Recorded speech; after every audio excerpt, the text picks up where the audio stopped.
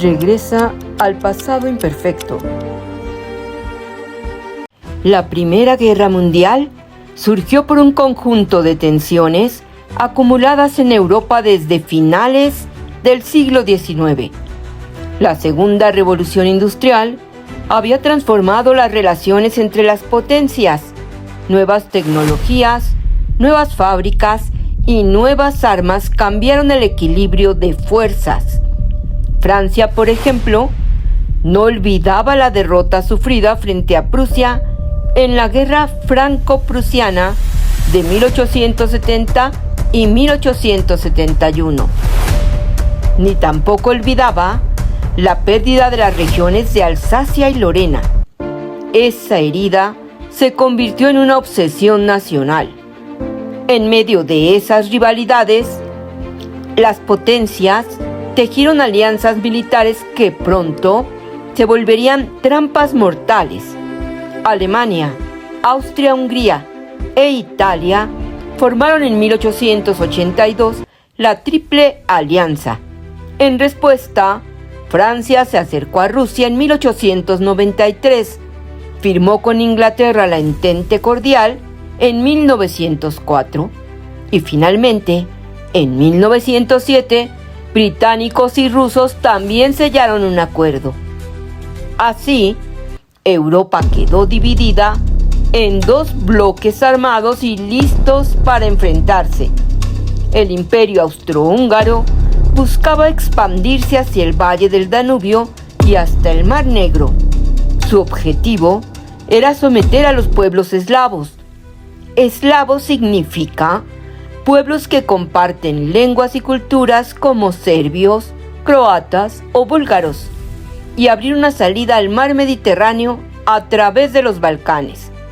Pero Rusia también quería proteger y controlar a esos mismos pueblos eslavos, y no dudaba en apoyarse en sociedades secretas como la Mano Negra, un grupo clandestino que utilizaba la violencia como instrumento público. Mientras tanto, Alemania bajo el Kaiser Guillermo II proclamaba la Weltpolitik, palabra alemana que significa política mundial. Se trataba de un proyecto para alcanzar la hegemonía, es decir, la supremacía militar y económica sobre el mundo. Esa política se basaba en un gran poder naval, en el colonialismo en África y Asia y en un nacionalismo agresivo que alimentaba la idea de que el espíritu alemán regeneraría al mundo.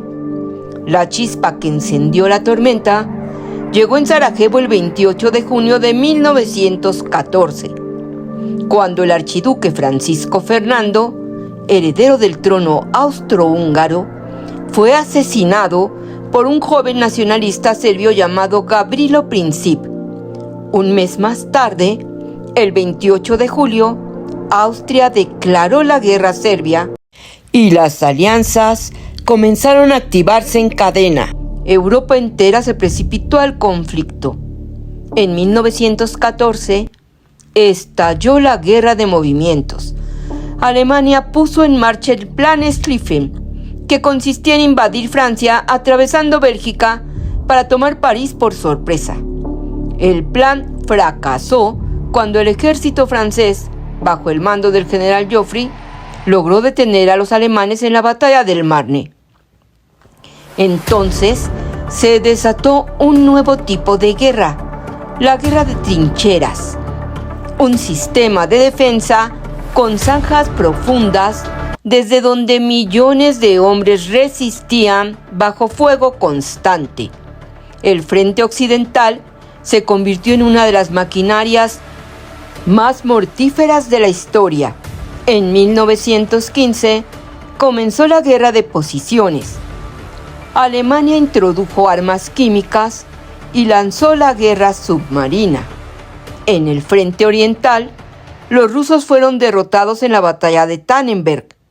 Y en 1916, los alemanes intentaron quebrar la línea francesa en Verdún. Fue una carnicería. 2 millones de soldados se enfrentaron y hubo 1 millón de bajas. Es decir, fallecidos y heridos. En 1917, la guerra volvió a moverse. Rusia se hundió en la revolución. El zar Nicolás II fue derrocado y poco después, los bolcheviques liderados por Lenin y Trotsky tomaron el poder. Rusia salió de la guerra, lo que permitió a Alemania concentrar sus fuerzas en el frente occidental. Pero en ese mismo año, Estados Unidos entró en el conflicto. La causa inmediata fue la guerra submarina indiscriminada, que había hundido barcos civiles como el Lusitania, donde viajaban ciudadanos estadounidenses. El presidente Woodrow Wilson de Estados Unidos decidió enviar tropas a Europa, pese a que la tradición política de su país era mantenerse alejado de los conflictos europeos. La llegada de los recursos humanos y materiales de Estados Unidos resultó decisiva para que la Triple Entente ganara la guerra. La guerra dejó pérdidas humanas gigantescas. Solo Gran Bretaña perdió casi 800,000 soldados. Medio millón de ellos menores de 30 años. Se perdió a toda una generación. En 1919, el Tratado de Versalles, los líderes Lloyd George, Wilson y Clemenceau decidieron responsabilizar a Alemania del conflicto. Se le prohibió tener un ejército grande, se redujo su armada y su aviación, y se le obligó a pagar reparaciones de guerra. Además, se le prohibió ingresar a la Sociedad de Naciones, la organización internacional que pretendía garantizar la paz. El mapa de Europa cambió radicalmente. Con el Tratado de Trianón, se decretó la desaparición del Imperio Austrohúngaro y surgieron nuevos estados: Austria, Hungría, Checoslovaquia y Yugoslavia, mientras otros territorios pasaron a Polonia e Italia. Así, terminó la guerra que inauguró la era de las matanzas modernas, un conflicto que destruyó imperios, arrasó generaciones y sembró resentimientos tan profundos que apenas 2 décadas después volverían a incendiar al mundo. Te lo explico en el siguiente video sobre el periodo de entreguerras.